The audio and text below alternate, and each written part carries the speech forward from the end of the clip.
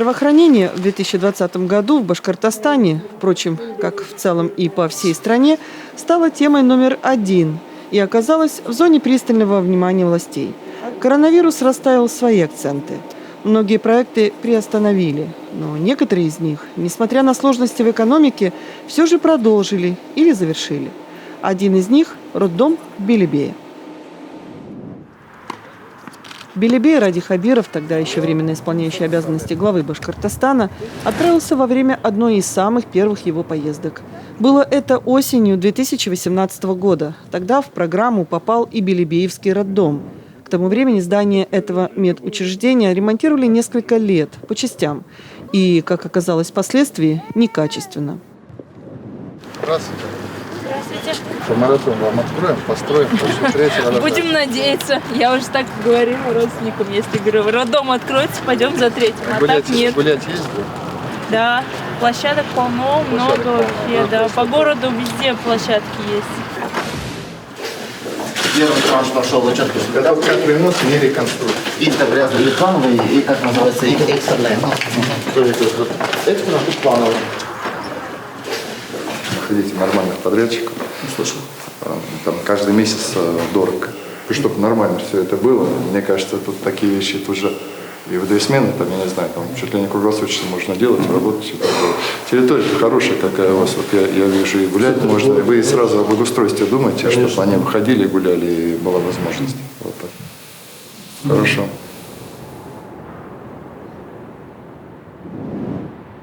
И вот март 2020 года. Глава Башкортостана Ради Хабиров снова в рабочей поездке по Белебеевскому району и снова в местном роддоме. Здесь у нас отделение патологии беременных на 20 коек. Ну, женщин, которые с патологией, мы будем ложить сюда. И дальше уже принимать решение, где рожать в Белебее, в Уфе. Вот у нас девушка с Бишбуляка. Здравствуйте. Ну что, вы первая у нас здесь, да? Да. Поздравляю. Да. Как? Хорошо все? Да. Как себя чувствуете? Да, Нормально. Девочка тоже себя хорошо чувствует, да? Это вторая дочка нашего рода. У нас тут еще маленький сертификат там. А у вас же вторые роды, да? Да, у меня второй. А первые где рожали? Первую я родила в этом Октябрьском. Где? В Октябрьском. А, в Октябрьском, да? Да. Ну, нравится сейчас здесь? Да? Ну, молодец. Растите здорово. Спасибо большое. Мы открылись с 1 числа, согласно вот вашего поручения. Поэтому наполняем. Сейчас в основном у нас гинекология работает и дородовое отделение. А здесь уже вчера были роды, позавчера. Сейчас еще будем постепенно. Двое пока. Ради Фрич, Белебеевский роддом, все-таки жители вас поспрашивали, понимаю, поручение дали. 1,5 года почти прошло, даже меньше. Да, это моя первая поездка была как раз. Я помню, когда начал работать, здесь первая поездка была. Да, и меня вот это, конечно, впечатлило тогда. Ну вот мы сегодня завершили, сдали. Я только для этого приехал посмотреть. Побольше бы таких результатов. Дай бог.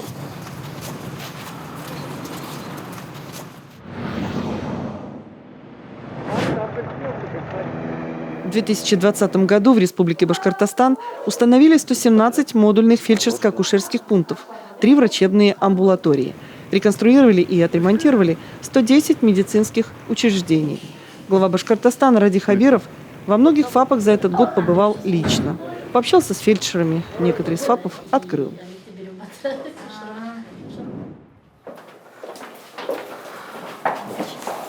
В прошлом году вроде здесь сделали ремонт где-то на 1,5 миллиона рублей.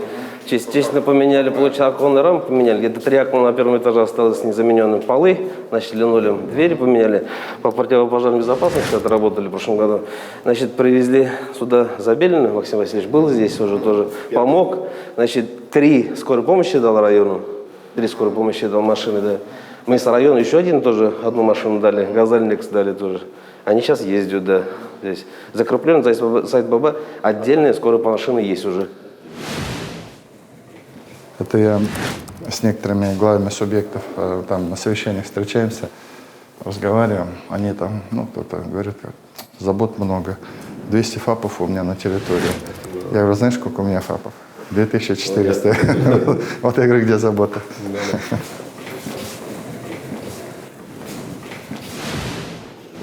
Ральфович, несмотря на коронавирус, мы все-таки не остановили программу помощи врачам, то, что мы земский фельдшер наши. Ни одну программу, ни земский фельдшер, ни дефицитной специальности, ни сельский тренер, ничего не остановили, потому что люди – это главное.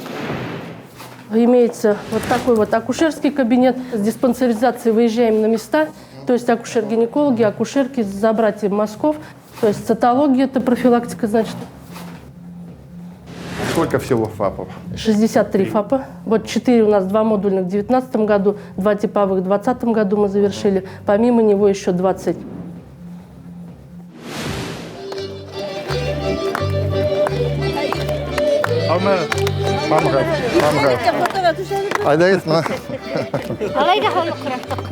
Несек тұрмышыңыз бара?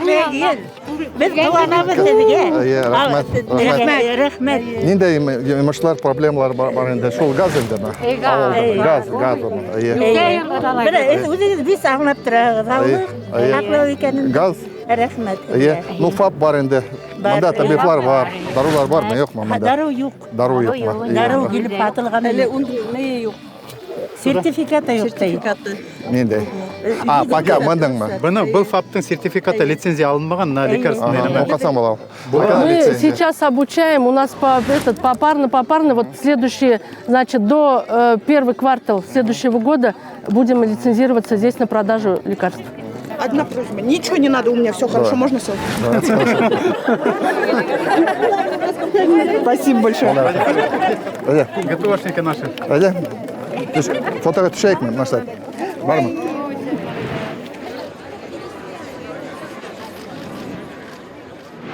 Символический ключ получает фельдшер Таштамакского ФАП Тимофеева Людмила Витальевна.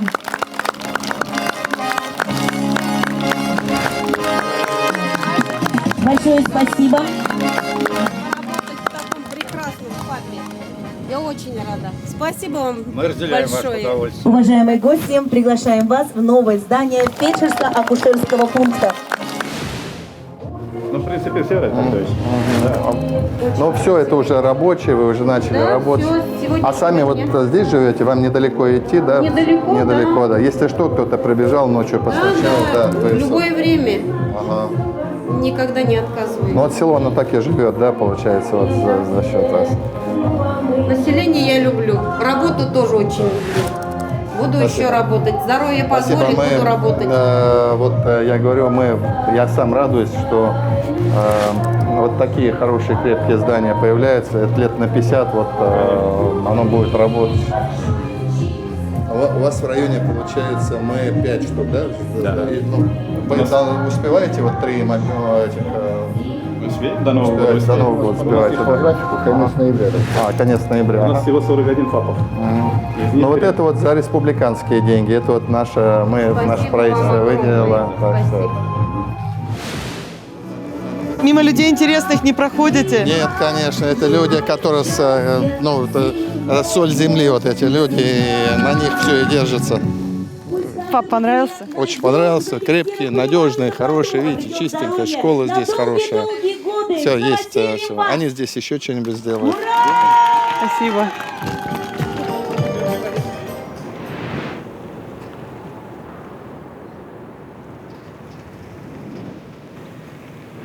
Нам нужно возрождать сельскую медицину, чтобы нашим бабушкам, дедушкам, да даже мамочкам не надо было по каким-то таким незначительным вещам ездить сразу в районный центр или в Уфу.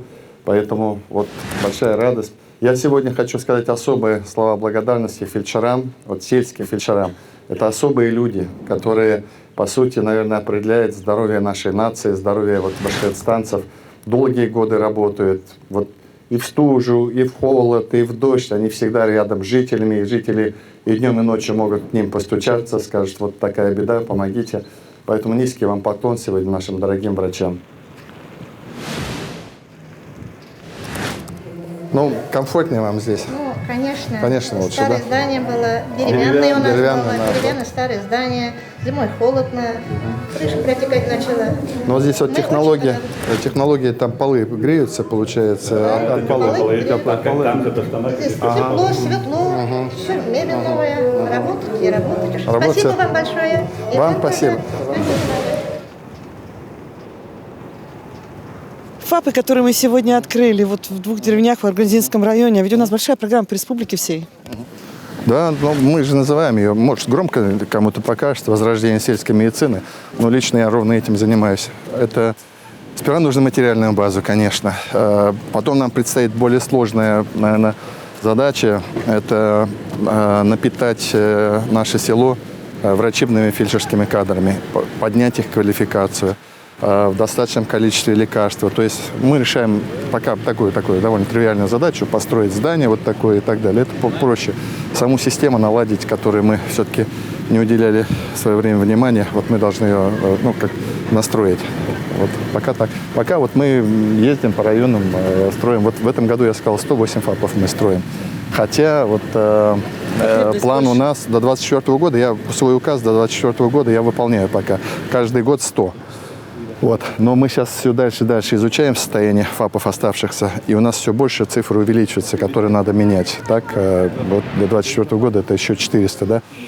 Будем искать. Справимся, но я сегодня только с министром здравоохранения России говорил, потому что сейчас на подписи находится программа модернизации первички. Это очень серьезная программа, и мы там хорошо заявились, и наша заявка считается одной из лучших.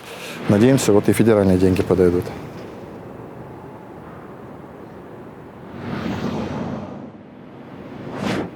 Несмотря на экономические сложности в 2020 году, в Республике Башкортостан начали строить детский центр онкологии и гематологии. Продолжают поднимать корпуса Республиканского кардиоцентра и поликлиники РКБ имени Куватова. Успели также ввести в эксплуатацию новый корпус онкодиспансера и открыть его. Начали еще один проект, очень востребованный и долгожданный – хоспис. Ради Фаридович, вот наша площадка. Площадка 2,37 гектара. Расположили мы наш хоспис, 60 мест. Он состоит у нас из 3 основных блоков. Это взрослый блок на 40 мест, из них 10 до 25 лет, молодые. То есть уже и не дети, еще и не взрослые. И детский блок на 20 детей. Это у нас административный... Они не соединены? Нет. А тут нету вот соединения? Нет, они все соединены. Мы сделали такое соединение гибкое, которое можно каждый блок убирать, может добавлять. Вся территория у нас благоустроена. У нас въезды, входы в каждую палату с уровня земли. То есть так надо, да, родно? Да, это чтобы не пересекались. Для того, чтобы нет, мы специально об этом думали и проектировали таким образом, чтобы территория была вся на одной отметке, чтобы из каждой комнаты человек мог выехать, быть на коляске или на кровати, неважно, чтобы можно было выехать погулять. И именно поэтому у нас еще все корпуса, они одноэтажные. Мы исходили из того, что, во-первых, он просто нужен. У нас много, причем исчисляется тысячами людей, которые нуждаются в хосписе, нуждаются в такой помощи. Родители много обращались, мы с ними разговаривали. Потом мне было обидно, что в Москве есть, в Питере есть, в Казани есть, в других крупных городах есть, у нас нету. А люди-то страдают, и поэтому, конечно, нужно, чтобы это было. Мы попали с строительством еще на коронавирусный экономический период, но все равно деньги нашли. И я же все-таки в камеру говорю, огромное спасибо тем, кто сюда в свои деньги вложил. 18 миллионов мы собрали? Да, 18 миллионов собрали. И нам еще дальше, тут проект не дешевый. Будем разговаривать с директорами крупных предприятий, потому что здесь ни копейки бюджетных денег нет. И мы его так и построим. Огромное всем спасибо. И, я думаю, что проверка на зрелость очередная для нашей республики, для наших успешных людей, потому что с ними я буду разговаривать, чтобы они вкладывались. Многие вкладывались по миллиону, давали по 500 тысяч, ребята, предприниматели давали. Поэтому так потихонечку с миру по нитке мы соберем.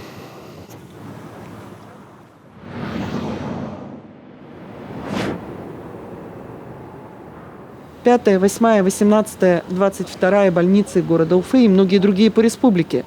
Всего в 2020 году в Башкортостане Минздрав региона перепрофилировал для лечения больных с COVID-19 5800 коек.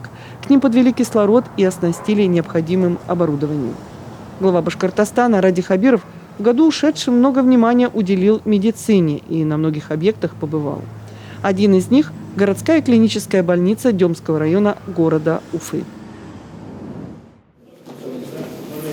Федорович, позвольте вопрос. Маски, конечно, неудобно, но коронавирус. Скажите, а почему мы в этой больнице?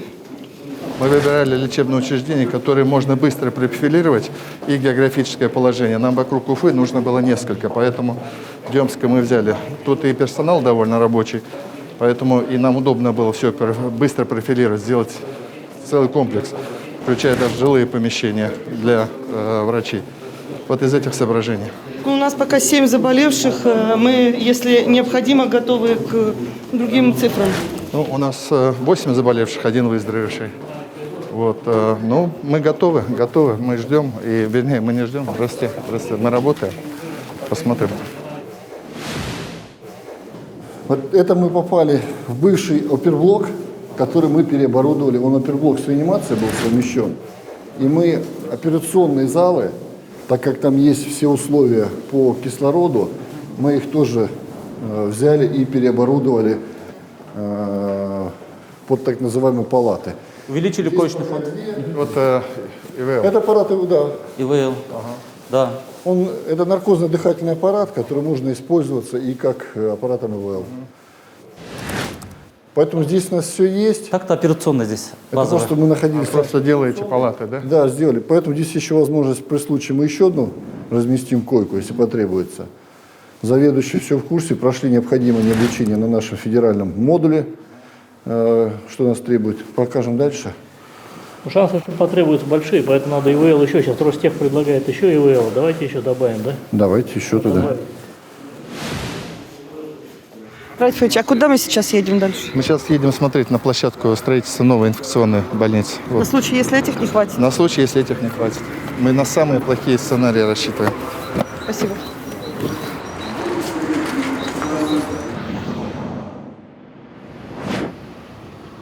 Зубовский госпиталь пообещали построить быстро, за 3 месяца. Тогда, весной 2020 года, в это слабо верилось. Опыта такого в Башкортостане не было. Но госпиталь построили, и даже раньше. Глава Башкортостана Ради Хабиров ездил в Зубово часто. Иногда брал с собой съемочную группу. У нас минимальный норматив по утеплению 12 сантиметров. Здесь мы имеем 20 сантиметров плюс условно-холодную зону на крыше. Это получается вот бокс, да, жилой? Это не совсем жилой блок, они будут перегородками еще перекрываться согласно планировке утвержденной. Да, можно дальше все посмотреть, там прямо вживую уже.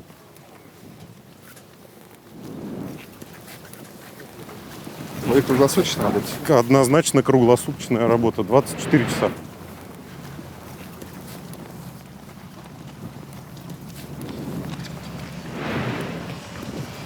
У нас здесь 3 принципиальные зоны. Грязная зона, зона выписки, вот где мы находимся, и зона для персонала. Ну, и 3 заезда, 3 КПП, они все смонтированы, подключены, уже с мебелью стоят. И 3 ворот. Больные поступают с дальнего коридора, вот 3 КПП, где кран стоит, и на скорой помощи двигаются по кольцу. Где стоит маленький трактор, здесь блокирующий забор с грязной зоны. Максим Васильевич, согласовано? Да, да, конечно.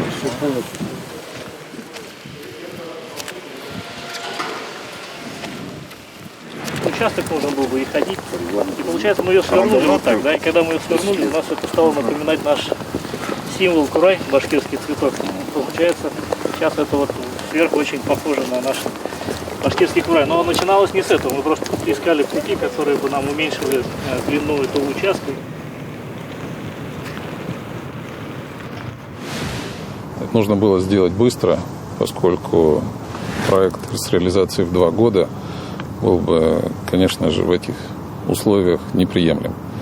Поэтому выбранное решение абсолютно правильное, грамотное. Фактически 55 дней под ключ медицинское учреждение с оснащением. Это предельно сжатые сроки. Ну, на моей памяти фактически это рекордные сроки.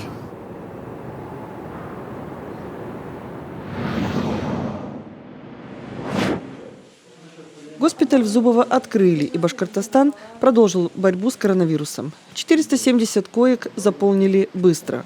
Радио Хабирову стали жаловаться, что больные в госпитале лежат в коридорах. Радик Кадиров, глава республики, Олег Иванович Назаров, председатель правительства, на вход пришли. Просьба тогда доложить о количестве пациентов, сколько находится здесь. Ну, мало врачей, много больных. Больных много, да? Сейчас на данный момент стоит 25 человек, из них 5 на ИВЛ, на неинвазивной, на экипаже неинвазивной вентиляции легких. Врачей не хватает, да? Врачей не хватает. А рост идет. Мы, собственно, хотим понять, что нам дальше делать. Рост идет.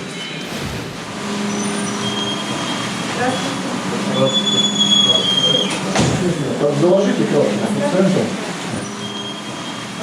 На ИВЛ переведена Здесь нарастанием дыхания недостаточно. со среды за 3 дня на ИВЛ 5-4 года. Сопутствующие получили. Да, сопутствующие. Да, ну тут она лихорадит. Скорее всего, это нарастание будет.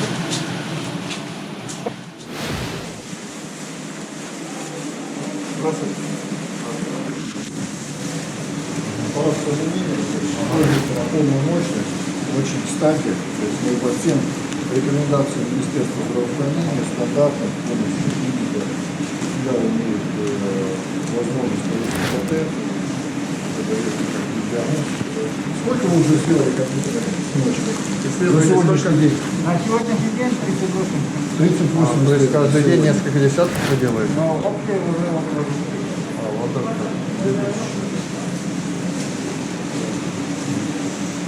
Спасибо. Спасибо большое. Доброго здоровья.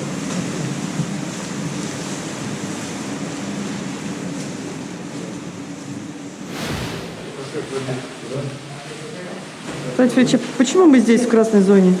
Посмотреть хотели, как обустроено. Мы же здесь вот с Андреем Игнатьевичем как больницу сдали.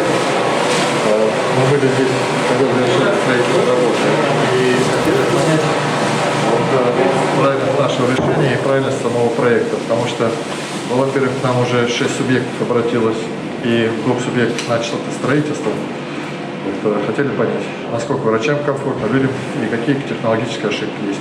Вот пока всех хватит. Пока я думаю, что проект вот неожиданно получился довольно удачный. Вот будем думать о его тиражировании. В палатах много пациентов, в коридорах лежат люди. Рост тяжелый, идет рост. Что пугает, вот мы видели пожилых людей, эти картинки, к сожалению, надо и показать, чтобы люди видели, что их не надо. На ИВЛ лежат в очень плохом состоянии. Все это не шутки на самом деле. Поэтому... А так получилось рабочая совершенно. Она может быть там не многоэтажная какая-то величественная. Это вот такая рабочая лошадка больницы получилась. Для периода тяжелого эпидемиологического самое плохое. Ну, знаете, вот здесь же было важно в свое время построить быстро, да, но при этом не было проекта. По сути, мы одни из первых в стране сделали проект. Ну, он индивидуальный, нет такого второго проекта. Мы довольны тем, что мы сумели вовремя тогда ее сделать, и за это время уже несколько тысяч пациентов получили хорошую медицинскую помощь, и, по сути, остались здоровы, многие живы благодаря этому. Это очень важно. А личное впечатление как, Владимир Борисович? За врачей горжусь в тяжелых условиях. Я вот тут хожу там сколько-то времени немножко. Я весь мокрый. А врачи по несколько часов работают. Очень тяжелая нагрузка для врачей. Каждый раз я им говорю спасибо. И, конечно, людей жалко, которые попали особенно в тяжелые стадии заболевания. Но я думаю, что в таких условиях все-таки, наверное, больше шансов на здоровье и на жизнь. Спасибо.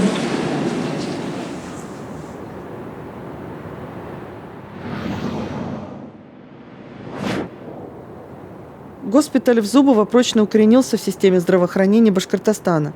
Больных там начали успешно лечить, но мест все равно не хватало. Пациенты лежали в коридорах, пусть и сутки, пока освободится место, но очевидно, что нужно было двигаться дальше. И правительство Башкортостана приняло решение строить еще один ковидный госпиталь. На этот раз на юге региона, в Стерлитамаке. Сегодня в Республике Башкортостан отмечает День Республики, собственно говоря, вы не на праздничных мероприятиях, а здесь, на площадке будущего временной клиника диагностического инфекционного центра в Стерлитамаке. Почему? Но мы сейчас каждый день дорог, потому что если мы приняли решение, мы же инфекционку строим как ответ вызову очень серьезному, идет рост заболевания, и я думаю, что он пока и нет оснований думать, что он остановится, честно говоря. Поэтому сейчас самое главное, это то, что я всегда говорил, чтобы здравоохранение справилось. Вот. К сожалению, довольно много случаев, когда мы должны людей госпитализировать. Практически наши больницы потихонечку сейчас начинают заполняться. Мы открываем новые койки. Коечный фонд у нас есть резервный. Но все-таки я полагаю, что к тому времени, опять, чтобы не получилась история, что мы основной коечный фонд будем забирать под инфекционную больницу, нам инфекционное точно нужно. Вот оно. А строить мы должны уже, вот мы приняли решение буквально 2 дня назад, здесь уже работает, иначе по-другому это не работает. Вот. До 14 даже, я сказал, декабря больницу нам должны сдать. Опыт такой есть, понимание есть. Мы скоординировали все, и город Стерлитамак, и строителей, и медиков. Я уже говорил, что у меня были предварительные соглашения, договоренности с министром здравоохранения о том, что они нам тоже в какой-то степени... Российской Федерации, о том, что им помогут. Поэтому будем делать. Где-то мы это проходили, да? Да. Жарю. Здесь такой общий эскиз взяли мы. За основу тот проект, который у нас уже реализован, это инфекционный центр Зубова, Уфимский район.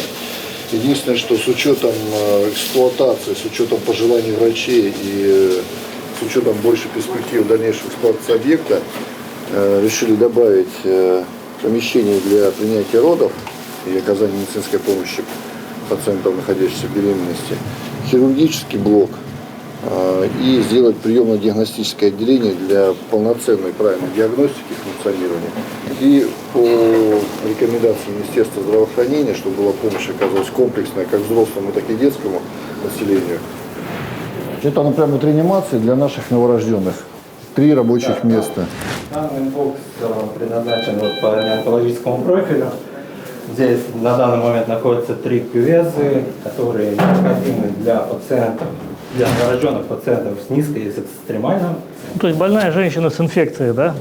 Пришли роды, да, родила, вот для ребенка здесь все оборудовано, но при этом можете поступить так же, как и все боксы, да, на скорой вот сюда приехать, и вот здесь... Если будет перевод с другого лечебного учреждения, сейчас на другом покажем. К вопросу, здесь же тепло нет. Вот мы ходим, на улице минусовая температура крепкая, вся стройка шла при минусовой температуре, абсолютно. Это еще не поддали своей котельной. Впервые применяют технологии использования операционных в инфекционных... Инфекционной больнице, да. Это в республике? В республике. В республике. То есть, если, сейчас мы не говорим о ковиде, а бывают же другие инфекции, что на сегодняшний день инфекционного больного, в случае, если у него возникает необходимость провести операцию, даже тривиальный тот же аппендицит, что с ним делать? Его везут же в обычную больницу тогда? Сейчас это все... Подвергая риску всех остальных там, конечно. Всю больницу подвергая, по сути, риску. Здесь все свое, то есть никакие другие пациенты не страдают, здесь все предусмотрено, то есть пациент поступает, все делается здесь, если возникает ургентная ситуация. Она может возникнуть, потому что это жизнь. Да, конечно. Что хочешь. Одна мечта, коронавирус кончился, и здесь нормальная больница, чтобы, я говорю, все это, чтобы работало, не стояло.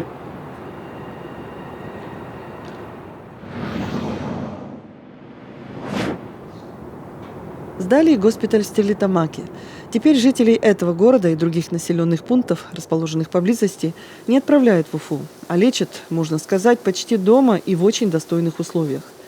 Но не зря часто звучит, что коронавирус заставил перестроить и скорректировать многие планы. Так, в Уфе по решению главы Башкортостана Ради Хабирова в середине ноября 2020 года появился антиковидный ситуационный центр. Кстати, первый такого рода ситуацентр в России. Его возглавила депутат Госсобрания Курултая Республики Башкортостан Римма Амировна Утяшева. Эту нашу программу, проект, я не знала, что это проект «Единая Россия», вы осуществили в жизнь всей республики. Сегодня Звонки, мы вот сегодня только получили 1474 звонка. Это вот Больше, да, получается? Растут. Это мы погашаем эти жалобы. За неделю почти 5000 жалоб погашаем. Это вот, как сказали, это самые кричащие звонки. Ну да. Я там послушал некоторые. Да. Некоторые же не могут родственников своих найти в больницах, да, получается? Не могут. Вот вызывают врача, врач не приходит. Не потому что, не может он. Вот ПЦР находим. Сегодня вот за это короткое время мы уже почти 2000 анализов ПЦР. Я буквально на секундочку, я только вам спасибо сказать всем хочу, что вы нас поддержали и подставили плечо. Очень важную работу вы делаете, очень-очень важную, потому что вот даже по звонкам, которые вы сами общаете, наверное, видите, что вот ваш труд людей как-то наш успокаивает, позволяет решить проблемы, которые вот на данный момент мы не могли решить. Просто я вас очень-очень пришел только сказать спасибо. Спасибо вам, себя берегите и потерпите немножко. Когда-то это все пройдет. Спасибо вам. Но делаете очень-очень, знаете, пройдут годы, будете вспоминать, что вы такую достойную, очень нужную людям работу делали. Будете гордиться собой. Спасибо.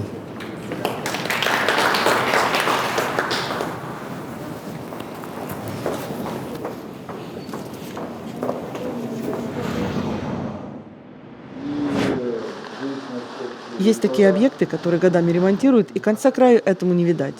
Городская больница города Салавата – один из таких объектов.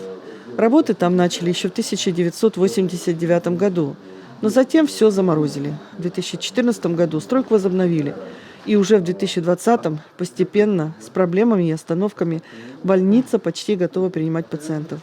Глава Башкортостана Ради Хабиров был в этой больнице дважды – в августе 2019 и в ноябре 2020 года. Когда планируете вообще пациентов? Мы в конце декабря уже планируем. Смотрите, да? Да. Расходная часть у нас уже готова, монтажная работа. Мы уже лицензируемся параллельно. Но это уж не ковидный, наверное, будет. Нет, здесь мы как раз у нас просто...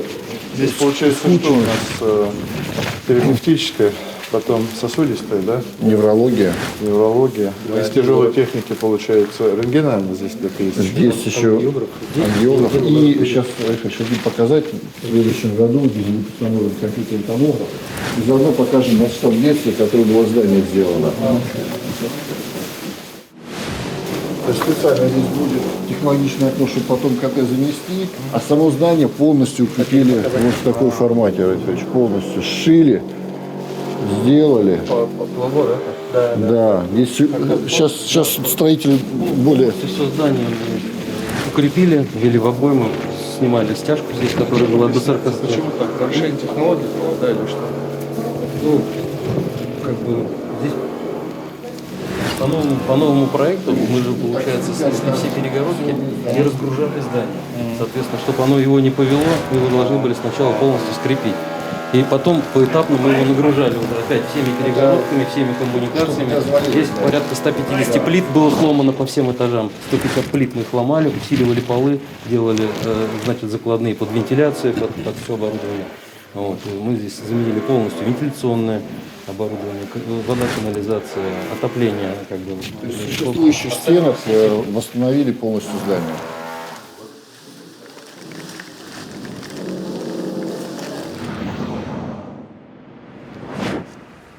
Старые машины скорой медицинской помощи, износ автопарка, спецавтомобилей медиков в Башкортостане к концу 2018 года составил 71%. Правительство региона тогда еще приняло решение автопарк обновить. По нацпроекту здравоохранения и благодаря республиканскому бюджету за 2 года, 2019 и 2020, в медицинские учреждения региона уехали 108 новых машин. В этом году для 3 районов Зауралья и города Сибай были приобретены 6 автомашин скорой медицинской помощи за счет республиканского бюджета. Через несколько минут состоится вручение ключей от 6 автомашин скорой медицинской помощи больницам Баймакского, Зилаирского, Хайбулинского районов и города Сибай. Слово имеет глава Республики Башкортостан Ради Фаритович Хабиров.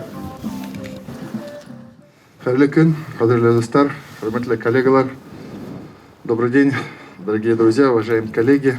Мы сегодня действительно в рабочей поездке по Баймаку. У нас большая делегация, и премьер-министр правительства, и заместителя премьера. Мы хотим действительно Баймаку помочь, но сегодня такой повод у нас еще и сказать спасибо нашим дорогим врачам и врачам скорой помощи. Мы действительно приобрели эти автомобили, мы уже планируем на следующий год улучшать парк автомобильный, и Минздрав России нам очень активно помогает, поэтому примите от нас эти автомобили, ключи, хорошо на них ездите, но самое главное, я сегодня всем говорю, и все у нас держится на наших врачах. Пока система здравоохранения республики выдерживает тяжелейший удар от коронавируса, то, тем не менее, мы все-таки лечим людей, спасаем людей. И прежде всего, конечно, я вас хотел благодарить. И берегите себя. Спасибо вам большое. Рахматуллах. Спасибо, Радик Харитович. Баймакская центральная городская больница. Хамгар. Матульте, привет. Матульте, привет. Я хотел посмотреть. Показать вам прекрасное оснащение машины. Это проходимая, полноприводная. Кладка Б тут имеется. Значит, самое основное это дефибриллятор, который имеет голосовые подсказки. Также имеется, значит, у нас портативный кислород, который может занести в любое помещение и в течение часа-двух до доставки подачи кислорода. Также имеется большой кислородный баллон, 5-6 часов спокойно до Уфы. Аппаратом МЛ мы можем транспортировать. Насос инфузоматный для беременных, для детей, капельное дозирование введения, сумка очень другого пошива, полностью укомплектованная, намного удобнее, чем были те пластмассовые. И любые вот наборы для рождения, 2 новорожденных, оказания неотложной помощи, педиатрический набор, то есть полностью оснащена. Также имеется экспресс-анализатор крови, пульсоксиметр, который сегодня очень важен в ковид-госпитале. Для новорожденных детей можем измерить сатурацию, для взрослых можем измерить сатурацию. В общем, все, что необходимо для сегодняшней скорой медицинской качественной помощи в данной машине имеется. У вас вообще сколько скорых машин у вас?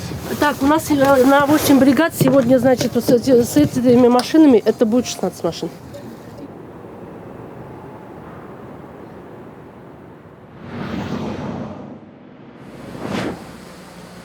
Под новый 2021 год глава Башкортостана Ради Хабиров вручил главным врачам республиканских медучреждений ключи от 13 легковых автомобилей и большой передвижной поликлиники. Она в составе поездов здоровья отправится в отдаленные населенные пункты региона. 7 кабинетов, 3 технических. Есть возможность биохимического хранения, определенной группы крови. Ну, то есть для такая поликлиника на колесах, если, ну, то есть какой-то есть, да, возможность. Это кабинет уже специалистов. Здесь имеется для определения для кардиологов ЭКГ, то есть такие спирометр, то есть базовые функциональные человека особенности, то есть можно здесь уже определить, рассмотреть, посмотреть. Линейные, конвекциальные датчики, то есть позволяют основные методы исследовать по УЗИ-диагностике. Ну и все вот то, что говорили о РЭМке, все есть. Ну то есть такая передвижная, хорошая поликлиника, которая может и обследовать и все. Так, ладно, это хорошо. Когда поедет? Мы готовы. Готовы, да? Все уже на учет поставили, все сделали? Ну, учет еще ставим, это страхуем, потому что получили это 2 дня назад. Но а так она все, вот мы все проверили, все оборудование проверили, да, все посмотрели. Давай не будем стесняться, давай после праздников отправлять снова поезда. Да, вот особенно туда. Здорово. Ну, уникальная достаточно установка. Да, я, честно говоря, вот я ждал, когда пройдет. Мне просто я первый раз такое вижу. Очень здорово и очень нравится. И вот прям, ну, видно все. Так добротно сделано, на самом деле. Это прям настоящая поликлиника на колесах. Поликлиника на колесах. Для сельских районов это крайне необходимо, конечно. Для сельских районов именно так. Потому что в каждом же селе мы поликлинику не поставим. Не во всех селах ФАПа даже есть. Поэтому вот это спасение. Она теперь, самое главное, должна постоянно работать. Постоянно быть на колесах. С этой стороны еще показать.